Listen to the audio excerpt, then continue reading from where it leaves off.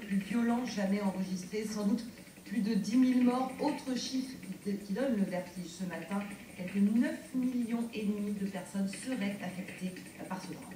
Et la situation inquiète les ONG, le pire est peut-être à venir, pas d'eau potable, pas de nourriture, tout est détruit, il y a également un risque important d'épidémie, l'aide internationale s'organise, mais certaines régions sont toujours inaccessibles. Lundi 11 novembre, jour férié pour beaucoup d'entre vous, jour du souvenir aussi, et journée importante pour François Hollande qui veut marquer le coup d'envoi du centenaire des commémorations de la Grande Guerre. Nous suivrons cette journée sur ITV. Une image ce matin à 9 h, regardez l'image du port du Lavandou dans le Var, avec apparemment un ciel assez dégagé, mais encore un peu.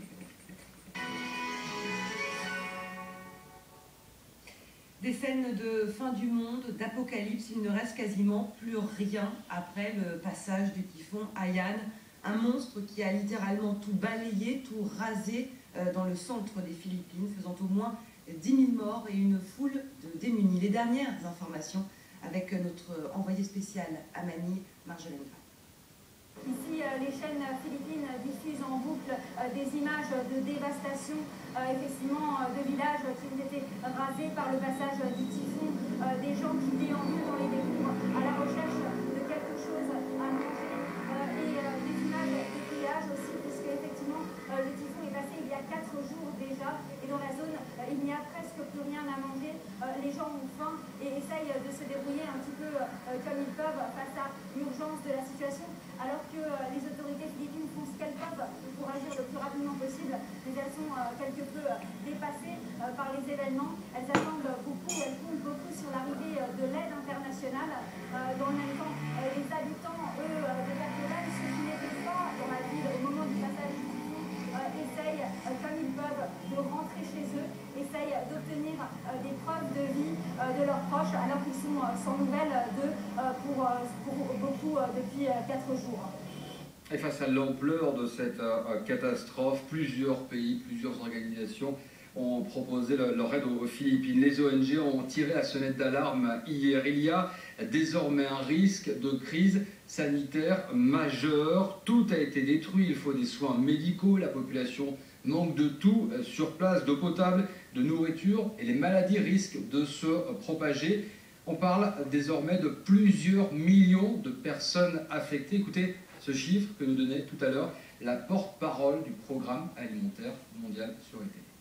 On est à 9 500 000 personnes qui ont été affectées par ce typhon. Et la priorité, bien sûr, va être la nourriture, l'eau potable, les médicaments. Certes, les agences des Nations Unies avaient déjà prépositionné des stocks, des tentes médicales, mais il va falloir les distribuer, il va falloir les acheminer et on va faire face à un vrai cauchemar logistique, étant donné que des tonnes de débris empêchent la progression. Pour vous donner une idée, il faut 6 heures pour faire les 11 km qui séparent l'aéroport de Tacloban, qui est au centre du typhon, qui a été le plus touché, et le centre-ville de Tacloban, 6 heures. Donc on voit le temps qu'il faudra aux secouristes et aux humanitaires pour apporter l'assistance. Donc il faudra certainement faire des opérations héliportées qui vont coûter extrêmement cher, tout ça en concertation avec les autorités philippines. Et la France se mobilise évidemment, c'est notamment le cas de cette association des pompiers de l'urgence internationale dans la région centre, association qui a envoyé 17 pompiers aux Philippines. Une de leurs priorités, c'est d'acheminer l'eau potable. C'est ce que nous disait leur vice-président Guillaume Lachaume sur ITV. L'eau potable, c'est important, pas seulement pour la consommation habituelle en termes de boissons proprement dit, mais l'eau potable, ça entoure, je dirais, pas mal de choses. C'est aussi des soins médicaux, c'est aussi des soins médicaux apportés avec qualité, c'est aussi apporter des soins aux enfants, aux adultes. L'eau potable, c'est tout simplement aussi la propreté et à travers ça, limiter le dérapage qu'on pourrait rencontrer avec certaines épidémies. Voilà, plus de 9,5 millions de personnes affectées. On vous rappelle l'estimation des autorités concernant le nombre de personnes décédées, plus de 10 000 morts. Si vous pouvez, faites un don, regardez par exemple à la Croix-Rouge, ou encore à Action contre la faim, deux organisations très engagées qui ont déjà envoyé des équipes sur place. Il y en a d'autres, bien évidemment, et puis regardez la solidarité sur les réseaux sociaux, et également de nombreuses pages Facebook se sont créées depuis 24 heures, et notamment des pages consacrées aux disparus, où l'on voit des photos de touristes ou bien d'habitants des Philippines, avec des messages « missing, missing ». Si vous avez des nouvelles, eh bien, si vous les avez croisées, contactez-nous, nous sommes inquiets. Des pages qui se multiplient donc ces dernières heures sur les réseaux sociaux. Il est 9h05 en France. Souvenir et recueillement. Ce 11 novembre, le travail de mémoire est plus présent que jamais au moment du centenaire de 14-18. Camille Langlade, vous suivez cette journée pour iTélé. Vous suivez le président François Hollande, pour lequel c'est un moment clé. Il le souhaite, par le biais de ses commémorations, retrouver, comme il l'appelle, l'unité nationale. Oui, François Hollande a annoncé la couleur dès son discours de lancement de ces cérémonies du centenaire jeudi dernier à l'Élysée, en appelant tous les partis du gouvernement et les Français à faire bloc pour le redressement économique. Le président a insisté également sur le fait que cette commémoration doit être un moment d'unité nationale. Fait significatif, pendant ce discours, pour la première fois, François Hollande a cité le nom de son prédécesseur Nicolas Sarkozy pour son rôle dans la reconnaissance des fusillés et de leur rôle pendant la Première Guerre mondiale. Et puis, autre anecdote très significative, le principal opposant, en tout cas l'un des plus virulents de François Hollande, Jean-François Copé, était dans le parterre d'invités à l'Élysée.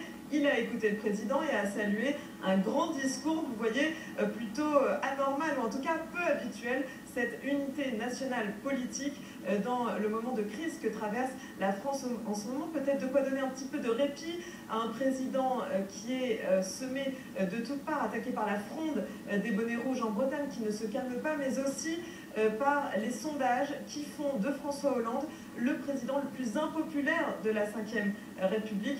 Cette journée, évidemment, ne suffira pas à apaiser les tensions des esprits en France. Merci beaucoup Camille Langlade, merci aussi à François Luce qui vous accompagne. Vous parliez d'unité nationale dans ce moment de crise. Alors justement, regardez, c'est la question du jour ce matin dans la matinale. Est-ce que vous vous sentez, vous, concerné par ces cérémonies du 11 novembre? Regardez les réponses pour l'instant. Vous êtes 67% de téléspectateurs à répondre non, non. Nous ne nous sentons pas concernés par cette cérémonie.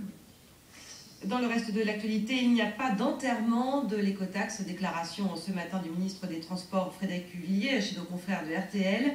Une information qui ne va pas calmer pour autant la grogne des bonnets rouges. De nouveaux radars ont été vandalisés cette nuit en Bretagne. Au total, cela fait donc 46 radars routiers vandalisés depuis le début du mois. Les pouvoirs publics ont décidé de hausser le ton. Écoutez le préfet de Bretagne au micro de Mickaël Chailly. Il s'agit de destruction de biens d'utilité publique pour lesquels les auteurs encourent des peines pouvant aller jusqu'à 5 ans d'emprisonnement et des amendes pouvant aller jusqu'à 75 000 €. Instructions ont été données à toutes les autorités de gendarmerie et de police pour qu'elles renforcent la surveillance de tous les radars dans les départements bretons. Ce sont donc des moyens humains supplémentaires qui sont engagés, mais également des moyens techniques. Allez, un détour par Marseille à présent, ce 11 novembre. Peut-être une idée de sortie si vous vous trouvez dans la cité phocéenne. En quelques mois, c'est devenu le rendez-vous incontournable à Marseille. Le MUSEM, le tout nouveau musée de la culture européenne.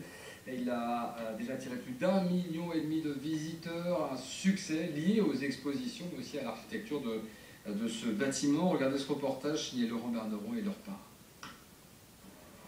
Une heure de queue en moyenne pour atteindre les caisses, des conditions météo compliquées, mais peu importe qu'ils soient parisiens, bretons, voire même marseillais, une fois ici, au pied du bâtiment, l'œuvre de Rudy Ricciotti, rien n'arrête le visiteur du musée.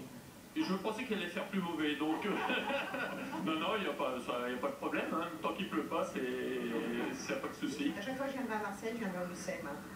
C'est un lieu vraiment qui m'enchante, qui m'éblouit, c'est magnifique. Magnifique à tel point que parfois, il peut être aussi victime de son succès. C'est super, ça fait 1h20 qu'on attend. Et on va aller faire à l'autre queue maintenant, donc bon, c'est trop quand même. Sur les 1,5 million de visiteurs, près de 500 000 personnes ont découvert les expositions. Le million restant a simplement déambulé sur l'ensemble du site.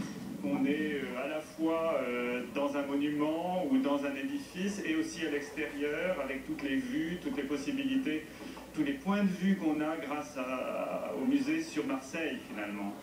Et la curiosité, elle est d'abord celle-là. Curieux et consommateur, le visiteur du Museum. Exemple, les ventes de la librairie. Le chiffre d'affaires de l'année a été réalisé en seulement 5 mois. 9h10.